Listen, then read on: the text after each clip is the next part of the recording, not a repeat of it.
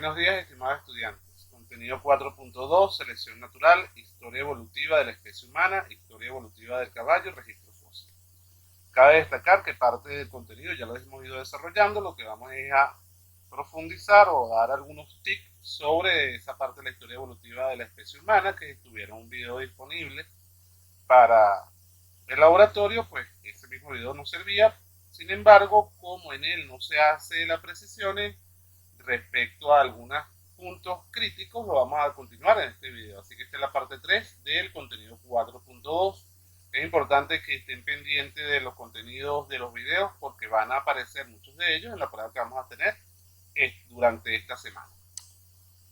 Entonces, para comenzar, según Ives Cooper, los primeros homínidos aparecieron en África en el llamado X6 Story, que es una especie de lugar específico donde los primeros homínidos se dio lugar a la evolución de ellos. ¿Dónde exactamente, en qué periodo de la historia geológica se da esto? Bueno, se da en el Mioceno, donde en ese lugar existía una selva tropical, la cual abarcaba desde el Golfo de Guinea hasta el Índico. En esta selva se desarrollaron los primeros homínidos. De allí entonces tenemos que mencionar varios procesos importantes que están subdivididos para su comprensión. Sin embargo, esta división es solamente para la comprensión, realmente no ocurrió de esa manera, son procesos simultáneos. Lo primero que tenemos que tomar en cuenta es la hominización, la cual es un proceso evolutivo que empezó hace aproximadamente 6,5 millones de años. En esta se produjeron cambios anatómicos, psíquicos y culturales. Estamos hablando de evolución del Homo sapiens sapiens. La cultura es parte de nuestra evolución, la tecnología es parte de nuestra evolución.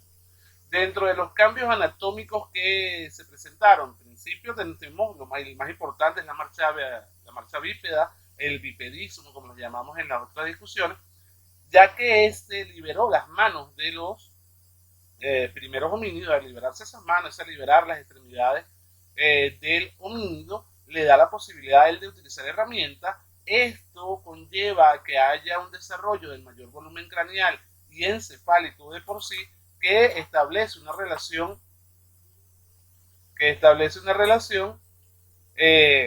entonces entre esa liberar las manos, utilizar herramientas, tener una dieta diferente, con el desarrollo de esa matriz craneal. No podemos dejar por fuera la serie de mutaciones, el pool genético que hizo que esto fuera posible. Eso nunca se nos puede olvidar. Tienen que estar los genes presentes para que se pueda dar este proceso. Luego entonces tenemos la disminución del prognetismo, que no es más que la disminución de esa mandíbula saliente y de los arcos ciliares que aclaramos en una de las clases, el cual es el arco que se encontraba por encima de la ceja. Se dieron muchos cambios en las extremidades que van desde la forma de la pelvis, no solamente la liberación de las extremidades como tal, la liberación de la pelvis ya hacía que nuestras extremidades fueran cambiando de una extremidad netamente cuadrúpeda a una extremidad más bípeda. Luego entonces tenemos cambios psíquicos, eso debido a ese proceso de hominización, de esos cambios anatómicos, vamos a tener cambios psíquicos. Dentro de ellos, bueno, el control de las conductas instintivas. Ya el ser humano empieza a ser un ser más o menos racional, vamos a dejarlo como más o menos, ya hemos aclarado en varias clases que 100% racional no lo podemos poner, todavía tenemos para nuestra parte animal netamente dominante en algunos aspectos. El desarrollo del lenguaje, de la racionalidad, de esa inteligencia y el más importante de todo, la capacidad de abstracción. Somos humanos porque somos capaces de resolver problemas en nuestra mente que no están realmente en un ámbito real. Les explico. Entonces sabemos más o menos cómo funciona el universo porque nos hemos abstraído en esa función. Luego tenemos entonces, a partir de todos ellos, el cambio en una evolución cultural, la construcción de herramientas y otros instrumentos que resultaron útiles en su momento. Sobre todo aquí hay que desarrollar la parte de las manifestaciones artísticas, inclusive las manifestaciones religiosas van aquí dentro de lo artístico, que esos primeros seres humanos empezaron a desarrollar. El arte pictórico que se dio en ese primer momento, el inicio de la humanidad, es evidencia de que nuestro cerebro estaba cambiando. Luego, más adelante, tenemos el desarrollo de procesos científicos propiamente dicho, donde buscamos darles explicaciones a todos los fenómenos que ocurren a nuestro alrededor. Entonces, para los homínidos, tenemos un registro fósil de primeros homínidos que se remonta al Pleistoceno hace aproximadamente 6,5 millones de años, donde había unas características que los van a definir, que lo cual es el bipedismo, esa capacidad de caminar erguido. En la imagen vemos una imagen de un gorila y de un ser humano, más o menos para hacer el contraste. Dentro de ese bipedismo entonces teníamos una posición erguida, el hombre como tal, el ser humano, siempre le dejo allí, pero para recordarles que vamos a hablar siempre del ser humano, porque no estamos hablando solamente del género, estamos hablando de la humanidad, de toda la especie como tal.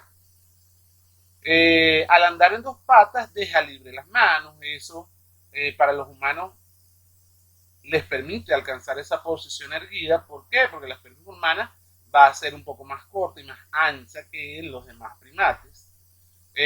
Va a haber un aumento, que es lo que estábamos hablando anteriormente, de la capacidad craneal, lo vemos en las diferentes imágenes que tenemos presentes. En este caso tenemos desde el Australopithecus africanos, el Homo habilis, el Homo erectus, el Homo neanderthalensis. En este caso recordemos que lo tenemos como Homo sapiens neanderthalensis, y el otro sería Homo sapiens sapiens o Homo sapiens moderno, según parte de el libro donde que se enfoca en esta teoría para esa imagen. Ese aumento de la capacidad craneal tiene mucha importancia, ya que a mayor cantidad de cerebro podemos dedicar el cerebro a realizar otras funciones que son las que nos llevaron hasta ser Homo sapiens sapiens y desarrollar sociedades y culturas. El otro teníamos entonces el desarrollo de los pulgares oponibles, lo que nos va a permitir utilizar herramientas, y esas herramientas nos permiten desarrollar más las conexiones neurales. Esas conexiones neurales nos van a dar como resultado un mayor nivel de inteligencia o de comprensión, no vamos a llamarlo como inteligencia, pero sí de comprensión, de abstracción sobre lo que queremos realizar. Si un carpintero desea realizar un mueble totalmente nuevo, crear algo nuevo, eso lo va a hacer de forma abstracta. Primero lo pienso y luego es que va a poder existir, tal cual como decía Descartes en algún momento. Dentro de los distintos géneros de los homínidos, entonces vamos a tener los Australopithecus, los cuales fueron nuestros antepasados bípedos. Su capacidad ser craneal era de 300 a 550 centímetros cúbicos, que lo desarrollamos un poco en los contenidos del laboratorio. Entonces, el otro teníamos allí el género Homo, el cual van a ser bípedos y van a tener la posibilidad de utilizar ciertas herramientas con una variación, vamos a llamarle potencial, una expansión gradual del tamaño del cráneo. Dentro de los tamaños entonces del cráneo que veníamos mencionando, hay unos tamaños de los encéfalos de los homínidos fósiles. En promedio, el Australopithecus afarensis nada más tenía 426 gramos, el Australopithecus africano 436, el Homo habilis, el que empieza como tal a utilizar herramientas ya con un propósito específico, no necesariamente una herramienta de oportunidad como pudiera ocurrir con el africano o con el afarensis, 619 gramos, el Homo ergaster 805 gramos. Recordemos que Ergaster fue el que desarrolló esa empatía que nos hace humanos. El hecho de yo poder sentir algo por otro congénere. A partir del peso se calcula el índice de encefalización. En el caso tenemos un índice para el afarensis de 1,3, para el africano de 1,4, para el habilis de 1,8 y para el gaster de 1,9. Dentro de algunas características importantes de la afarensis, vemos que primero ellos adoptan esa posición bípeda,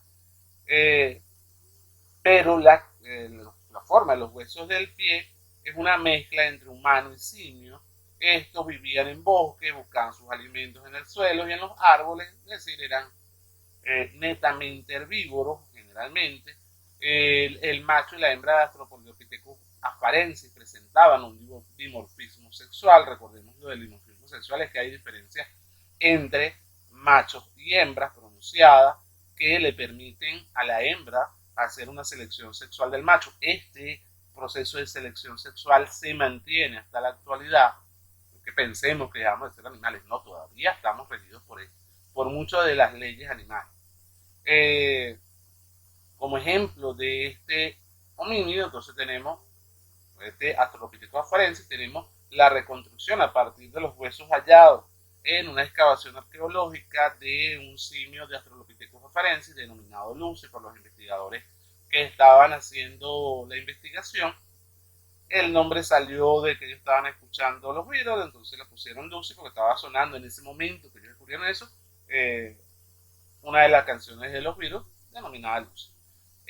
Los primeros restos entonces fue de este Lucy, lo que estamos diciendo, se les dio por ese nombre. Y vemos la reconstrucción a partir de ese conjunto de huesos de cómo se pensaba que era ese simio. Dentro de los Australopithecus africanos, que vivieron hace aproximadamente 3 millones de años, me hará escuchar decir muchas veces aproximadamente porque el registro fósil no siempre es totalmente exacto, más o menos un periodo de tiempo, más o menos algunos años. Su cuerpo era pequeño, caminaban erguidos, al igual que el afarense. Su cerebro era un tamaño equivalente a un simio y eran esencialmente vegetarianos. Lo mencionamos en el anterior, también era esencialmente vegetariano. Se desarrollaron en ámbitos diferentes. Aquí podemos hablar de un proceso de coevolución de estos primeros ancestros de los homínidos. La localización entonces, también lo venimos trabajando, de los principales yacimientos de fósiles de Australopithecus y Ardipithecus los vamos a encontrar en el continente africano. Y bueno, el cuadro lo van a tener disponible para descargarlo como siempre en el aula virtual, de esta manera ahí lo tienen presente, no vamos a centrarnos mucho en el cuadro. Para el caso de los Paranthropus, que significa al lado del hombre, son homínidos de campo abierto. El Paranthropus vamos a tener varios especímenes. Tenemos el Paranthropus Asteopicus, el Paranthropus bossei, el Paranthropus robustus, y dentro de los medios abiertos con una adaptación dietética vegetariana tenemos entonces que estos comían principalmente semillas y raíces, tenían presente una cresta sagital, vamos a ver si nos permite, esta es la cresta sagital, maxilares anchos, de dientes con mucho esmalte, debido a que esa dieta, principalmente de raíces de semilla, es una dieta dura. Una representación de estos Paranthropus, como más o menos se cree que se veían a partir de sus registros fósiles, comparado evidentemente con otros homínidos, a qué riesgos se estaban viendo, se enfrentaban todos los nuestros ancestros cuando estaban empezando a desarrollarse. Recordemos que si se fijan bien dentro de las características, no tenemos garras, no tenemos unos dientes que permitieran como tal la defensa, estábamos sujetos a muchos depredadores. Aquí tenemos una representación de un depredador moderno que ha podido existir en ese momento en la sabana, porque tenemos ancestros de ellos, tenemos los hijos de descendientes de ellos todavía presentes. Dentro de los Australopithecus, estos se extinguieron completamente hace más o menos 1 millón de años. Una representación clarística de las diferentes periodos o géneros del Ardipithecus, los Australopithecus y los Paranthropus, hasta más o menos el periodo de extinción de todos ellos. Ya sabemos que nuestra línea, que fue la de los primeros homínidos, vivieron hasta la actualidad. Muchos se extinguieron, pero su pool genético como tal sigue presente en nosotros. Dentro de las características entonces de los humanos en los últimos 6 millones de años, vamos a hablar que tienen el origen bípedo, que dentro de esa separación de simios y homínidos, eso fue muy importante. Tenemos los primeros homínidos primitivos, los cuales tenían un cerebro pequeño, no utilizaban herramientas y tenían, evidentemente se va a mantener en todos ese bipedismo. Luego tenemos una diversificación de homínidos donde hay una variación de cráneos y dientes debido a las diferentes características ambientales a los que estaban expuestos. De allí surge entonces el género Homo, donde el incremento del tamaño del cerebro y la encefalización es mayor, empiezan a utilizar herramientas principalmente de piedra. Ya esto empiezan a practicar en principio la carroña. Les aclaré la otra vez en la clase. El ser humano primero era carroñero, luego que empieza a desarrollar más el cerebro es que él puede organizarse para hacer una casa, porque primero estábamos en desventaja. Desventaja porque todavía no teníamos las capacidades netas de un depredador, esas las desarrollamos después.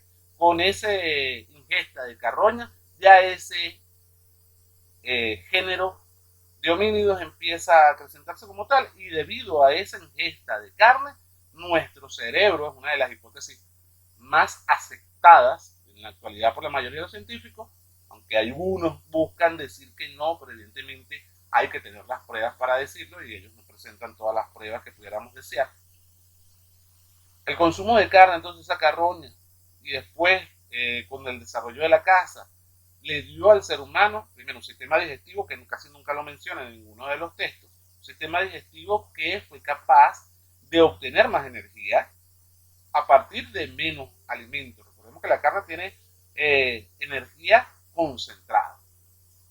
Y luego, bueno, ya de ahí llegamos a los humanos modernos, donde ellos empiezan una expansión geográfica, empiezan a desarrollar ya arte como tal, que en principio se expresaba con el arte pictórico que le estaba mencionando en la primera parte, pero luego ya el arte empieza con piezas de cuentas, por ejemplo.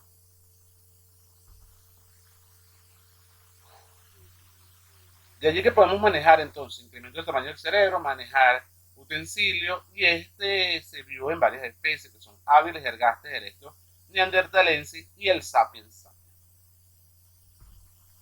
Dentro del Homo habilis, para desarrollar esas especies, tenemos el hombre, la traducción sería hombre habilidoso, más o menos 2,5 a 1,5 millones de años.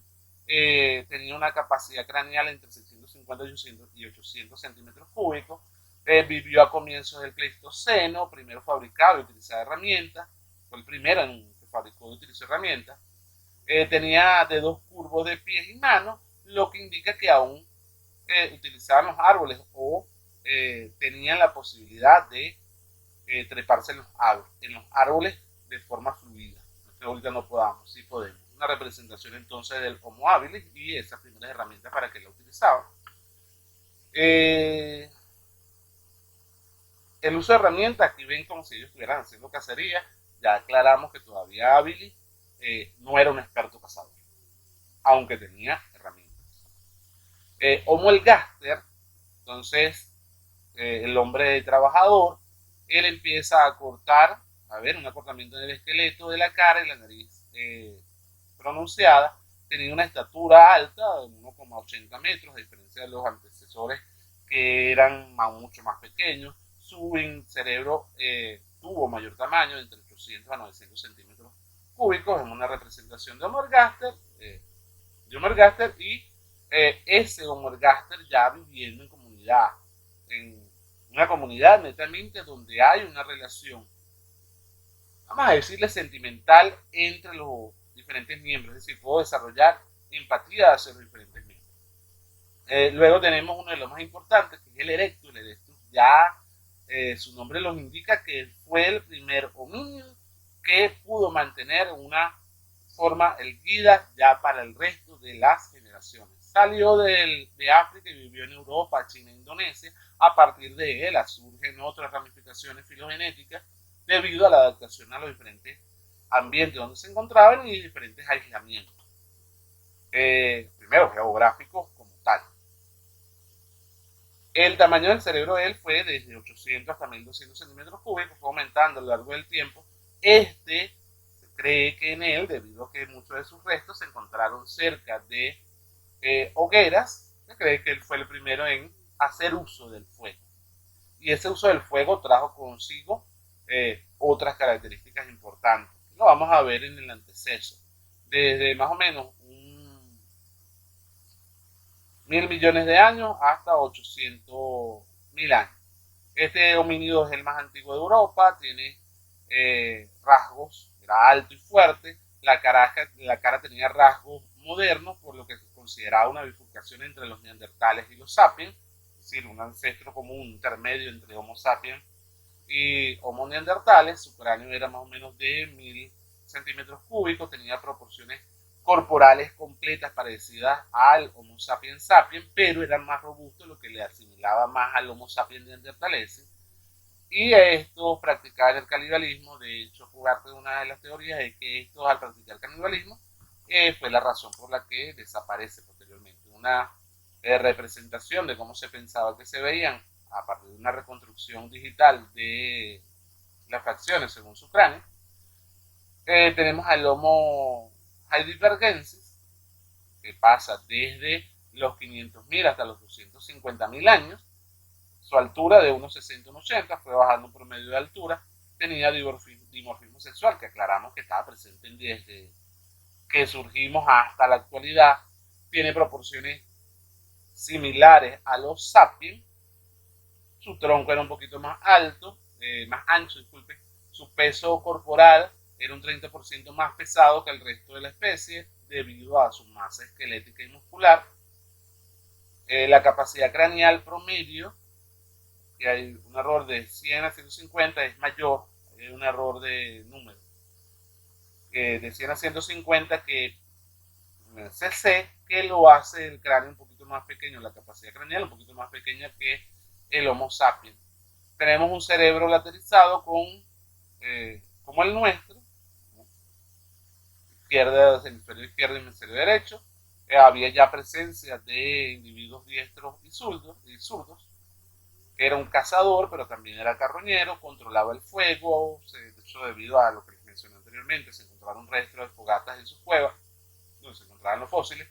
Lo que ya nos dice, cuando les decía que habían restos de fogatas cerca de los fósiles, es porque entonces ellos conservaban a sus muertos, ya sea fuera que lo enterraran o lo tuvieran un sitio, hicieran algún tipo de tratamiento para conservar sus restos cerca de ellos.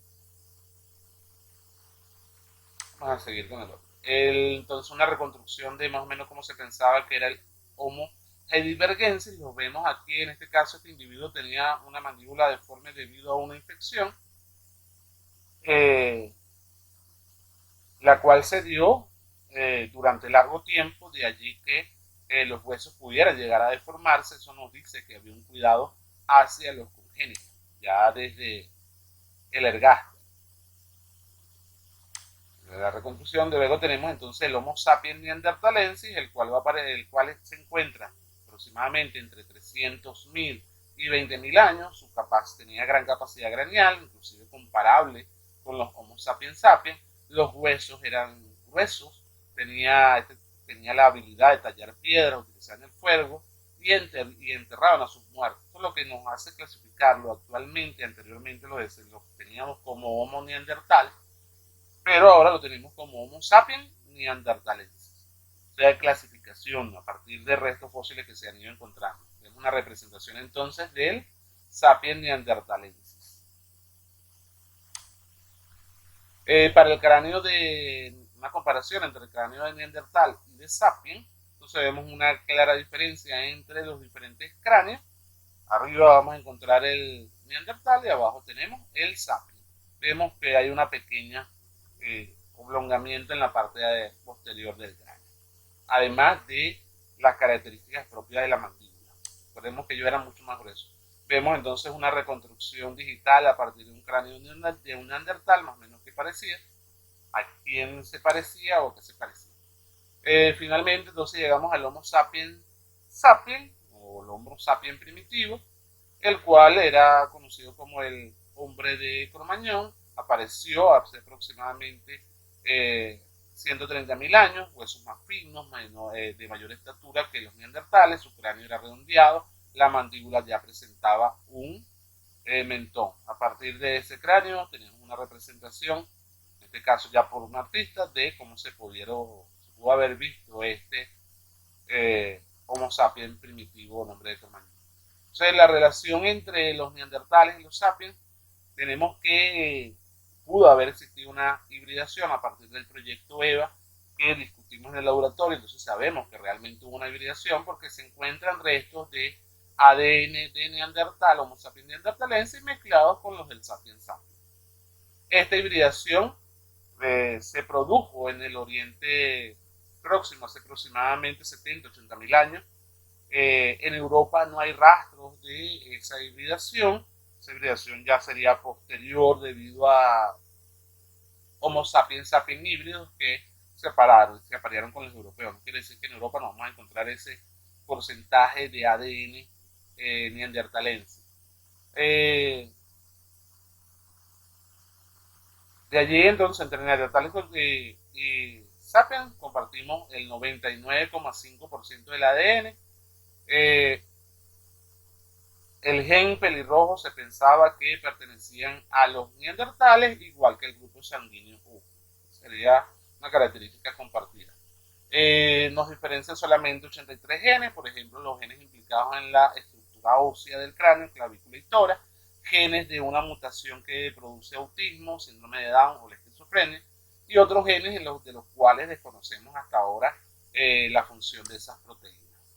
De allí que la evolución humana la podamos diferenciar, la podamos compartir, la podamos expresar en un clado como lo tenemos allí presente, lo pueden copiar directamente en su cuaderno a partir de la lámina que van a tener disponible, de la presentación que está disponible en la página. Nos faltaba indicar que, bueno, ya Homo sapiens cuando se produce ya surge el Homo sapiens o evoluciona ese Homo sapiens y aparece. El Homo sapiens ahora sí avanza para todos lados. Su capacidad craneal, su capacidad de inventiva y aunado a su capacidad de adaptación a los diferentes ambientes, ya sea por el uso de herramientas, se distribuyó a lo largo del mundo.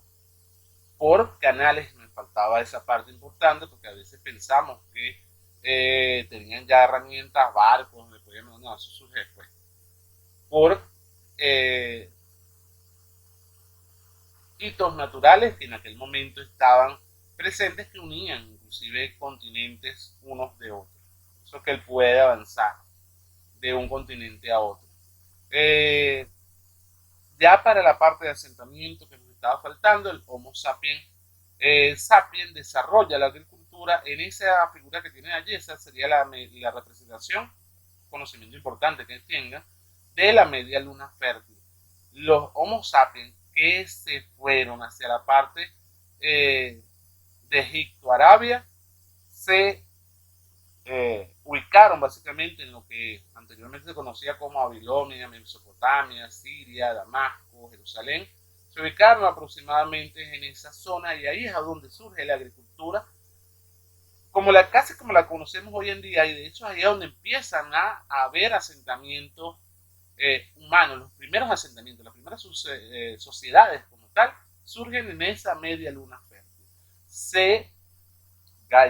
Llegan a su máxima expresión en la zona de Egipto. Ya sabemos que pirámides, teoría, religión, ya para esa zona. Tanto conocimiento que él tenía en ese momento quedan en ese sitio, debido a esos rasgos evolutivos y a ese irse asentando como tal la especie humana, dejar de ser nómada. Por último, no menos importante, pero nada más para que vean una explicación, tenemos allí la evolución del caballo, en los cuales tenemos que él pasa de que él surge en el Eoceno a partir del Hyracotherium y empieza a desarrollar una serie de características que lo llevan a tener hasta el Equus, el género de la expresión del equino actual, no sin antes pasar por una serie de ramificaciones donde hay individuos que se extinguieron, pero otros que al igual que los seres humanos llegaron hasta la actualidad, porque se han adaptado a ese ambiente. Sin más que mencionar, gracias por su atención, recuerden estudiar para la prueba, que tengan feliz día.